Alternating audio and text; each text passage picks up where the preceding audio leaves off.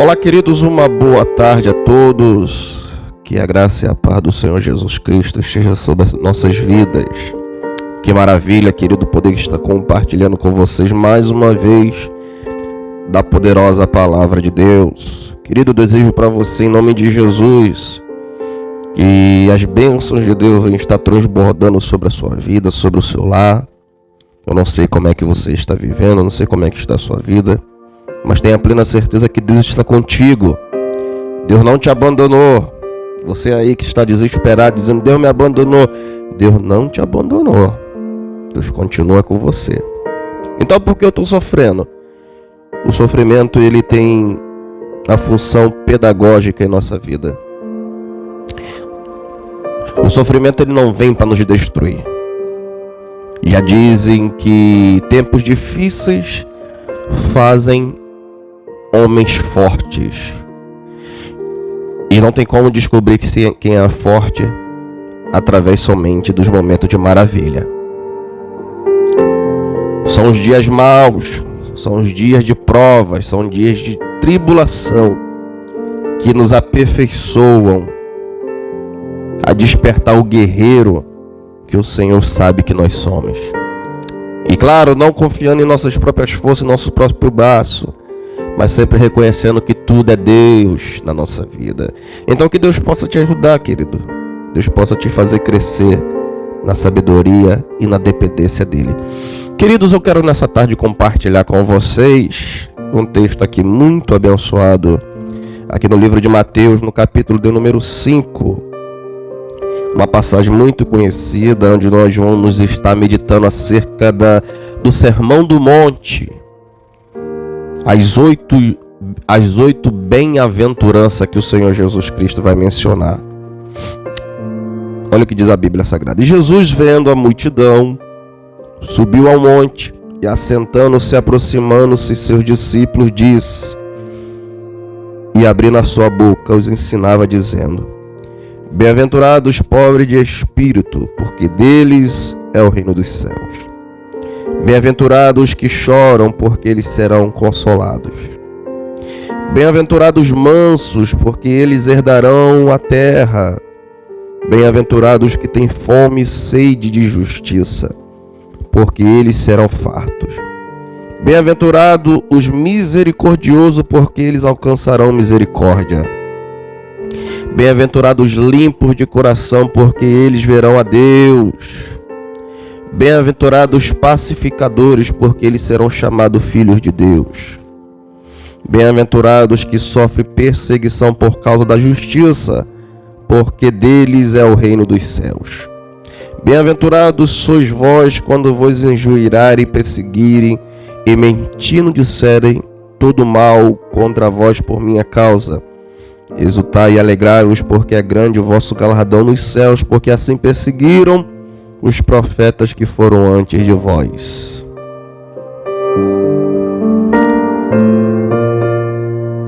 Queridos, que leitura maravilhosa.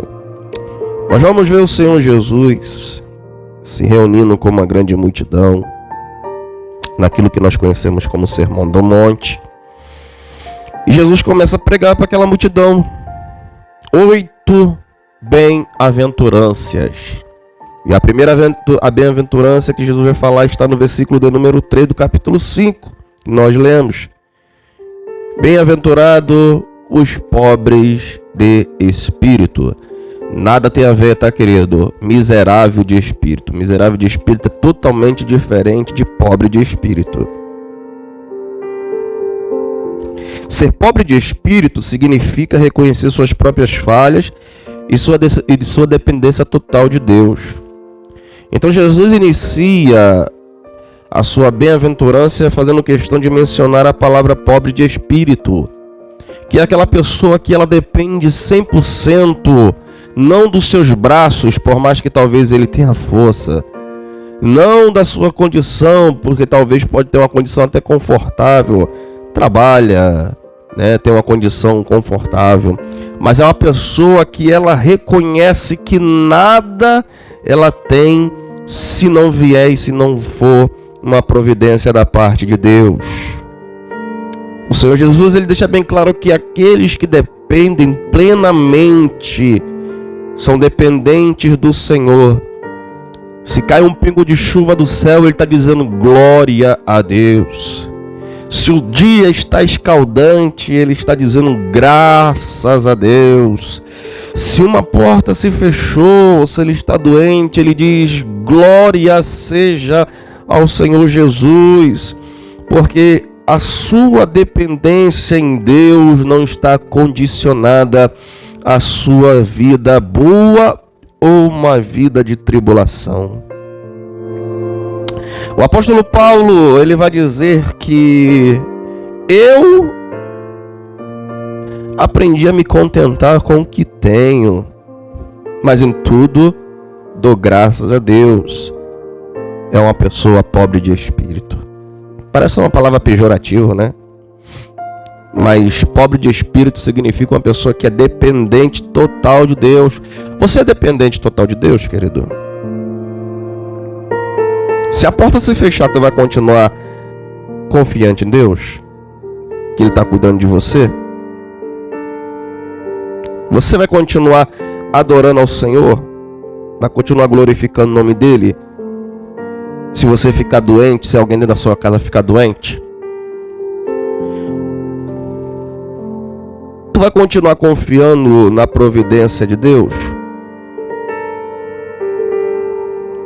Então nossa vida não pode estar condicionada ao que nós temos, porque às vezes o que nós temos nos deixa muito paralisado, preso. Eu tenho, não preciso me preocupar, então eu também não preciso confiar em Deus porque eu tenho. Mas quando perco tudo, aí Deus me ajuda. Não podemos ser assim. Seja completamente dependente de Deus em tudo. Tudo que você tem, tudo que você for fazer, tenha dependência total no Deus Criador dos céus e da terra. Ele continua mencionando o segundo, está no capítulo, não está no versículo de número 4, que ele vai dizer: bem-aventurados são os que choram. Querido. Normalmente nós sempre interligamos, dificilmente você vê alguém chorando de alegria. Eu trabalho com festa há muitos anos e vi muitas pessoas chorarem, né? Choro de alegria nos casamentos, nas bodas, nos 15 anos, né? Ali na hora da cerimônia nós vemos as pessoas chorar de alegria. Isso é um choro de alegria. Mas que tipo de choro, né, o Senhor Jesus está falando aqui? A Bíblia Sagrada nos diz em 2 Timóteo no capítulo de número 7, versículo 9 e 10, diz assim a palavra do Senhor: agora folgo, não porque foste contristado, ou seja, não fui entristecido, mas porque foste contristado para o arrependimento, porque foste contristado diante segundo Deus, de maneira que por nós não padeceste dano em coisa alguma, porque a tristeza segundo Deus opera arrependimento para a salvação, na qual ninguém se arrepende, mas a tristeza do mundo opera morte. Então nós vamos ver o apóstolo Paulo declarando aqui que a tristeza que ele menciona, que o choro que ele fala aqui, é o choro de arrependimento sincero pelos seus pecados. O Senhor Jesus, ele fala que bem-aventurado é os que choram, porque olha o que ele diz: bem-aventurado é os que choram, porque eles serão consolados. E que choro é esse que ele está falando? Nós lemos em 2 Coríntios 7, 9 e 10. Que o choro que Deus procura é um coração arrependido pelos seus pecados. E quando nós temos contato com Deus, irmãos, quando nós nos aproximamos de Deus, começamos a ter aproximação de Deus, Deus começa a tocar em nossa alma e nós começamos a sentir a miséria que nós vivemos. As pessoas que estão distantes de Deus, elas não conseguem sentir isso, não conseguem ter essa realidade. Você olha assim, a pessoa bebe, a pessoa fuma, a pessoa se prostitui e está feliz, está sorrindo. Porque não é uma felicidade sincera.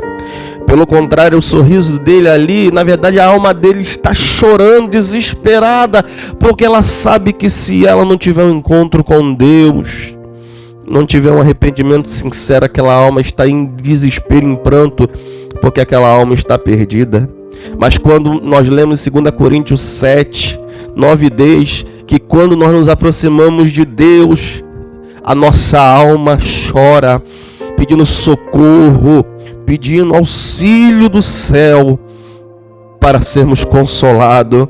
E em Mateus 5:4 nós vemos que aqueles que choram, ou seja, aqueles que se arrependem verdadeiramente pelos seus pecados, eles serão consolados. Aleluia! Que o Espírito Santo de Deus nessa tarde, irmãos, venha fazer você chorar, que os seus olhos sejam abertos para você poder enxergar que a vida que você está vivendo não vai te conduzir a lugar nenhum, pelo contrário, a destruição da sua alma. Venha para Jesus, querido, porque Ele é aquele que vai abrir os seus olhos e você vai ter um choro que será consolado. Livro de Salmos 51, a Bíblia diz que Davi havia pecado um pecado gravíssimo, que para Israel era a pena de morte. E Davi está totalmente destruído, moralmente destruído, a sua vida espiritual estava totalmente quebrada. Mas Davi vai entrar em seu quarto, vai chorar, e ele vai dizer palavras que talvez eu e você até dizemos diariamente quando estamos no pecado, estamos no erro. Olha o que ele diz. Salmo 51, tem misericórdia de mim, ó Deus, segundo a tua benignidade. E isso tudo debaixo de lágrima, tá? Ainda sobre o choro, bem-aventurados que choram. Tem misericórdia de mim, ó Deus, segundo a tua benignidade. Apaga as minhas transgressões, segundo a multidão das tuas misericórdias. Lava-me completamente da minha iniquidade e purifica-me do meu pecado. Porque eu conheço as minhas transgressões e o meu pecado está sempre diante de mim. Contra ti somente pequei e fiz o que os teus olhos parecia mal, para que seja justificado quando falares e puro quando julgares. Eis que em iniquidade fui formado e em pecado me concebeu minha mãe. Eis que amas a verdade no íntimo e no oculto me fazes conhecer a sabedoria. Purifica-me com isopo e ficarei puro. Lava-me e ficarei mais alvo do que a neve. Eu parece que vejo, querido, Davi chorando aos prantos dentro do seu quarto e dizendo: Senhor, eu não tenho perdão. O Senhor é justo em me condenar. O Senhor está certíssimo, não tem álibi. Eu sou um réu confesso. E o que é um réu confesso, querido? Aquele que diz: eu fiz mesmo. Eu cometi tudo isso aí mesmo. Ele confessa com a sua própria boca. Ele não se esconde. Ele diz: eu fiz isso aí mesmo. Eu fiz. Eu cometi tudo isso aí. E ele diz: o Senhor é justo em me punir. Mas ele também vai levantar e diz: mas a tua benignidade, a tua bondade, a tua misericórdia é tudo que eu preciso. Oh, queridos, as lágrimas para Deus, querido, tem muita importância quando ela é sincera.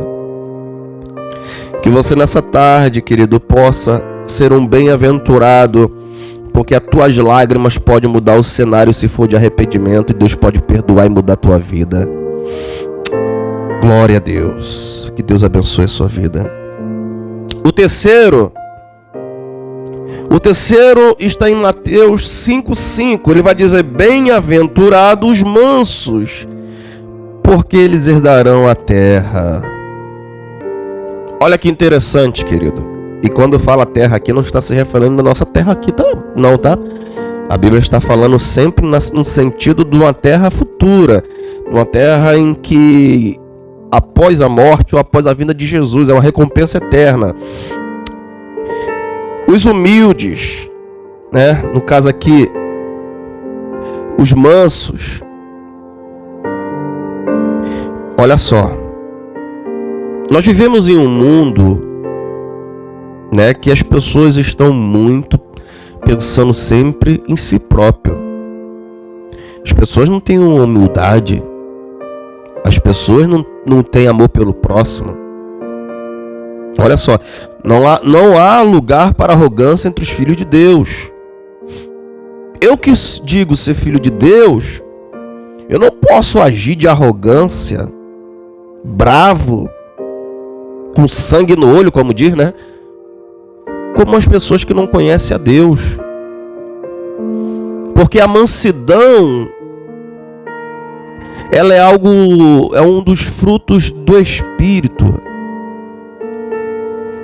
Então eu preciso ser manso e humilde de espírito. Ainda que a pessoa do outro lado seja brabo comigo, queira me morder, queira me bater, mas eu tenho que ser diferente, irmão.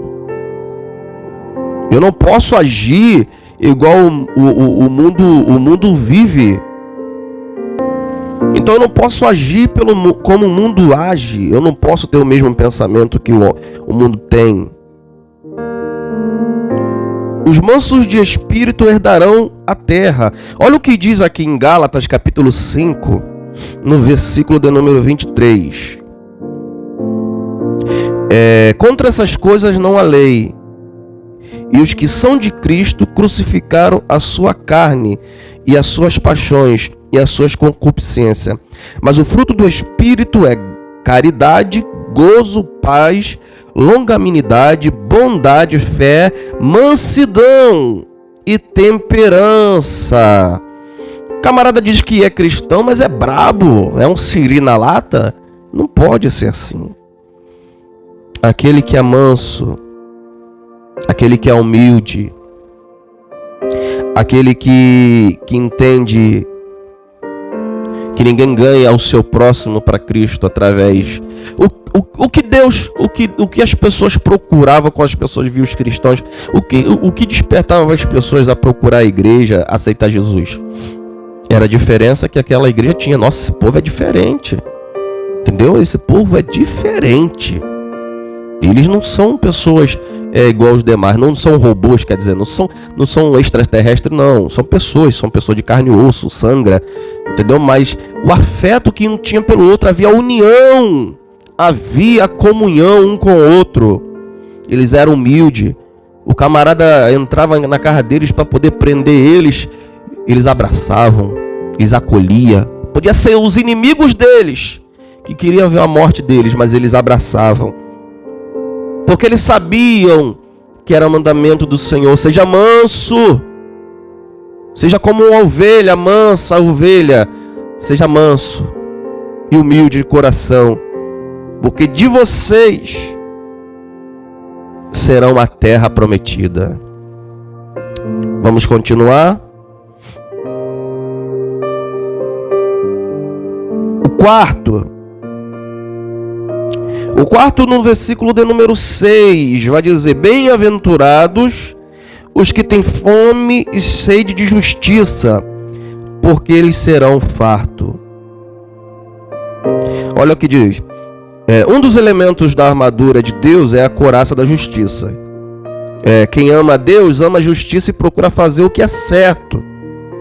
O pecado causa injustiça, mas quando Jesus voltar, ele vai restabelecer toda a justiça. Em Efésios 6, nós vamos ver ali Paulo falando sobre a armadura do Espírito. E nós vamos ver que Paulo falando sobre a armadura do Espírito, uma das armaduras, um dos elementos que fazia parte da armadura era a justiça. Isso. Bem-aventurados que têm fome e sede de justiça. É interessante que eu também lembro aqui, quando fala fome e sede, eu me lembro daquela mulher que Jesus teve um encontro com ela lá no tanque. Aquela mulher que era samaritana. Aquela mulher que quando encontrou-se com Jesus, a primeira coisa que Jesus pediu a ela foi: Senhor, mulher, me dá um copo d'água. E ela, olhando para ele, disse: ué, tu é judeu? Como é que tu vem procurar a mim que sou mulher samaritana? Jesus diz para ela: eu tenho uma água que se você beber dessa água você nunca mais vai ter sede. Na mesma hora aquela mulher disse: Senhor, dai-me dessa água, eu preciso beber dessa água, porque eu não quero mais voltar aqui, porque eu tenho que vir aqui todo dia buscar dessa água, que é uma água que nunca sacia a minha sede. Ah, que sonho beber uma água que nunca mais eu precisaria ter que voltar a beber, porque essa água, segundo Jesus, que ele tinha, faria jorrar uma fonte. Olha que maravilha, querido.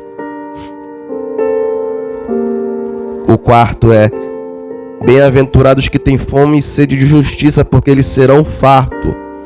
Nós vivemos em um mundo, querido, tão cheio de injustiça. Nós ligamos as televisões, hoje em dia, né, o smartphone também. Nós vemos tantas pessoas que cometem crimes horrendos. E nós vemos a injustiça, né? Chama-se justiça, mas é a injustiça predominando sobre a face da terra. Camarada comete vários roubos, pessoas inocentes morrem por causa dos seus roubos, por causa dos seus crimes. E essas pessoas são inocentadas sendo criminosas. Enquanto nós vemos pessoas inocentes, pessoas que talvez até roubou, foi no mercado, pegou algo para poder comer por causa de fome, às vezes não pagou uma conta de luz porque não tinha dinheiro. E aí a justiça, que não é justiça de nada, vem caindo, matando em cima. Os valores se inverteram. O que é certo se tornou errado, e o que é errado se tornou certo. Nós vemos uma justiça que não é justiça predominando. Mas a Bíblia diz que aquele que tem sede e fome da justiça, ou seja, que aquele que tem deseja que Deus faça justiça, que se revele a justiça de Deus, serão saciados. Às vezes a gente olha e fala: meu Deus, por que o Senhor não faz nada? É tanta coisa errada, é tanta coisa errônea acontecendo. Mas Deus está dizendo: eu irei saciar a tua fome e sede de justiça. Em breve, o Deus de paz esmagará a cabeça da serpente, e juntamente com a serpente, que é Satanás, todos aqueles que vivem na prática da mentira, do engano, daquilo que é ilícito, o Senhor também irá puni-los. E os filhos de Deus irão desfrutar da justiça verdadeiramente cumprida, porque é Deus que vai fazer justiça. O homem consegue comprar os juízes, os tribunais, né, ali os supremos, mas os homens não conseguem comprar a justiça de Deus. Podem fazer o que quiser, querido, comprar os homens, mas Deus, ele é incorruptível. Vamos continuar, querido. Vamos terminar porque já se tornou um longo áudio. O quinto a Bíblia vai chamar de bem-aventurado os misericordiosos, porque eles alcançarão misericórdia. A misericórdia vem de realmente entender misericórdia de Deus. Ele ama cada pessoa que oferece perdão para aliviar o sofrimento, apesar de ninguém merecer. Da mesma forma, quem é salvo por Jesus aprende a ter misericórdia de outras pessoas por amor. Então nós vamos ver, querido, que a misericórdia, ela não só se aplica em numa via de mão única. A misericórdia, ela se aplica numa via de mão dupla, ou seja, da mesma forma que eu peço a Deus misericórdia pelos meus pecados, como nós lemos em Mateus, ou em Salmo 51, que que Davi pede misericórdia a Deus pelos seus pecados, mas também eu devo também exercer misericórdia para as pessoas que talvez fizeram alguma coisa contra mim. Ah não, Ricardo, aí não. Aí eu não perdoo. Fulano, mó traíra. Fulano mó 71. Fala de mim pelas costas. Me marreta. Não perdoo não. Aquela pessoa que tentou me passar a perna, como que eu vou perdoar ela? Não tem como não. Tu não gosta quando Deus te perdoa os teus pecados? Não é bom, não é libertador quando Deus nos perdoa?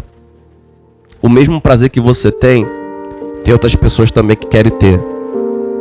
Que é de ser perdoada.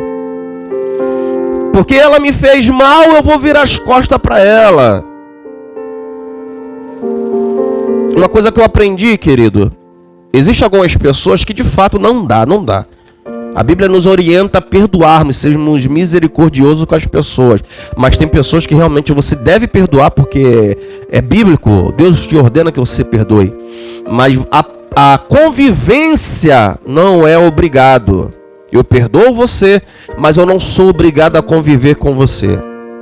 Mas também não é aquele tipo de perdão. Eu perdoo você, mas não pode vir uma oportunidade que já fica alfinetando, trazendo à memória aquilo. Não. O perdão, ele é libertador. Quando Deus nos perdoa, nós somos libertos. As cadeias são quebradas. O peso, a cobrança, aquela carga negativa que nós carregamos, sai dos nossos ombros. Da mesma maneira, tem pessoas que às vezes estão esperando teu perdão e você não perdoa, estão carregando fardos, irmãos. Então, da mesma maneira que você quer o perdão e a misericórdia de Deus, também perdoe seu próximo.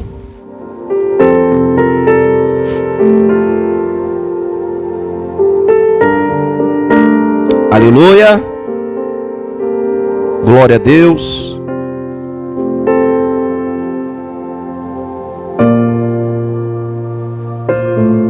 O sétimo,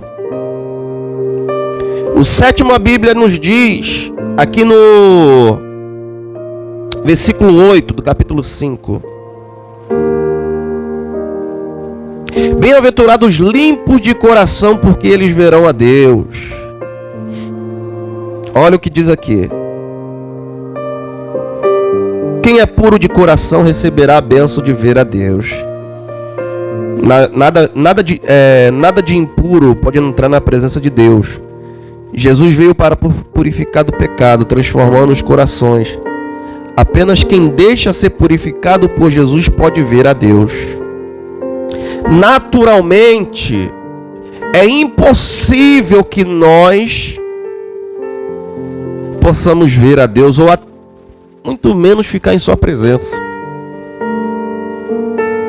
A Bíblia diz que Deus ordena que Moisés crie um tabernáculo.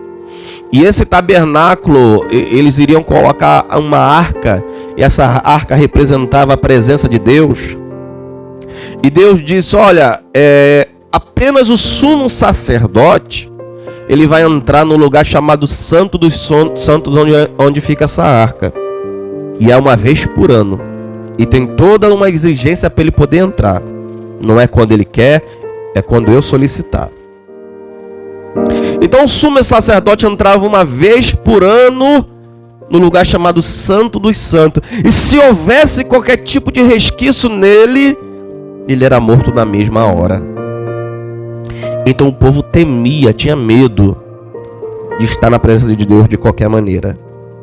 Então, humanamente falando, é impossível alguém ficar na presença de Deus. Só que nós vemos que Jesus, ele é aquele que abriu o caminho, o acesso para nós entrarmos na presença de Deus.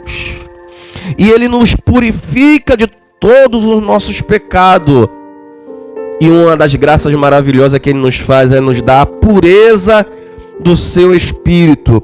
E estando puro significa que, estando lavado, nós seremos aptos a entrar na presença de Deus. Não por mérito nosso, Não porque eu e você talvez fizemos alguma coisa de boa, não. É por causa dos méritos de tudo que Jesus fez.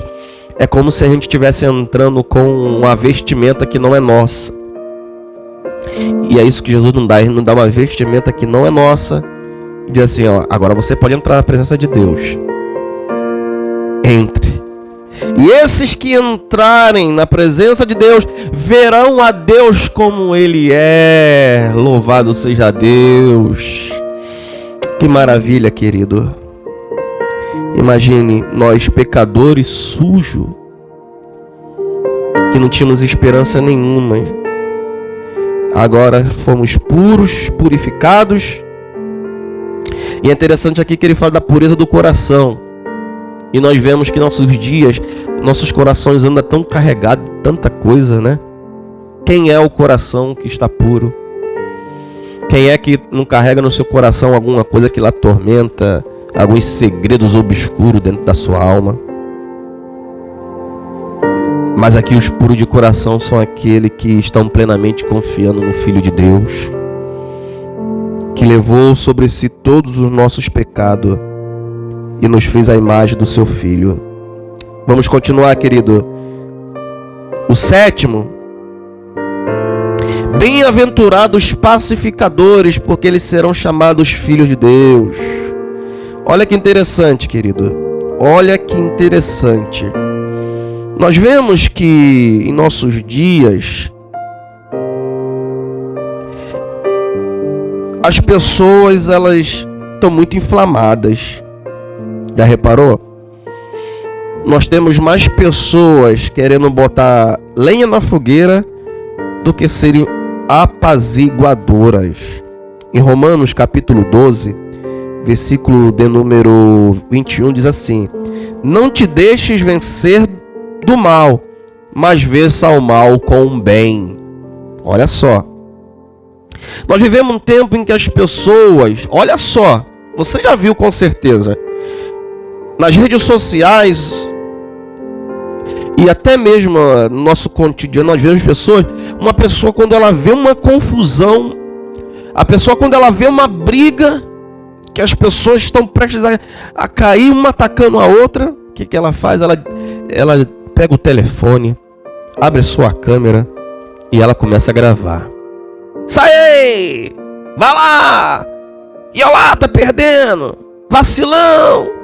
Bate mesmo! E não sei o que. Incentivando a briga. As pessoas têm prazer, irmãos, em ver a guerra.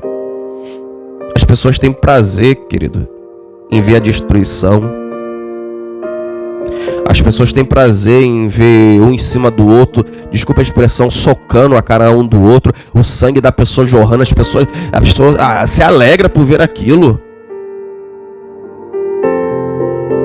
As pessoas se alegram em ver uma mulher agarrada no cabelo da outra, puxando, só faltando arrancar a cabeça da pessoa. Ninguém entra no meio para poder separar. O que é que está acontecendo, irmãos, com o nosso mundo? Estamos precisando de pessoas que sejam pacificadores, que entrem no meio e digam: calma aí, gente. Calma aí, gente. Que isso? Nós não somos animais irracionais. Vamos conversar, vamos resolver as coisas civilizadamente. Pelo amor de Deus. Para que ódio? Para que guerra? Para que querer mostrar que é melhor, mais forte do que os outros? Vença o mal com o bem. Se alguém está do teu lado e você vê que a pessoa não está inflamada, você não deve colocar mais pilha, como a gente diz, né? Colocar mais incentiva para a pessoa odiar mais, não. Chegue para a pessoa e diga: não, irmão, em nome de Jesus, esquece isso aí. Não alimenta na tua alma, na tua mente, não. Ódio, não. Você, querido, tem que ser um pacificador. O mundo clama por pacificadores. A gente não vai resolver todos os problemas do mundo, mas se pelo menos você evitar que alguém se machuque ou fira outra pessoa, você já ganhou as bênçãos de Deus. Seja pacificador. Seja aquele que entra no meio e diz: não, gente, não vamos brigar, não. Vamos conversar. Vamos resolver esse negócio aqui, em nome de Jesus. Vamos acalmar os ânimos, vamos respirar, vamos beber uma água, vamos ter paz. Dentro de casa, uma guerra, marido quase esfolando a mulher quase quebrando prato na cabeça do marido. Vamos, gente, vamos ter paz. Falta de argumento, falta de conversa. As pessoas preferem ser explosivas do que sentar e conversar. E quando vão conversar é gritando, é esgoelando. Irmãos, vamos sentar como pessoas civilizadas e vamos conversar. Porque é conversando que as coisas se resolvem. Querido, eu encerro aqui. Eu não vou dar continuidade, tá? Porque as demais bem-aventuranças se aplica muito a, né, num contexto em que os cristãos da época estavam se iniciando, né, e depois se cumpre quando eles foram muito perseguidos. Mas essa aqui é a palavra que eu queria deixar para cada um de vocês na tarde desse dia. Me desculpe aí pelo áudio ser longo, mas eu creio que em nome de Jesus vai te abençoar poderosamente. Ó, querido, não esqueça, seja bem-aventurado, faça o bem, ajude, seja misericordioso, perdoe, chore diante de Deus, porque Deus só tem bênçãos para cada um de nós. As bênçãos do Senhor possam transbordar sobre a sua vida e que você possa continuar desfrutando da presença do Senhor. Fique com Deus, até a próxima, em nome de Jesus.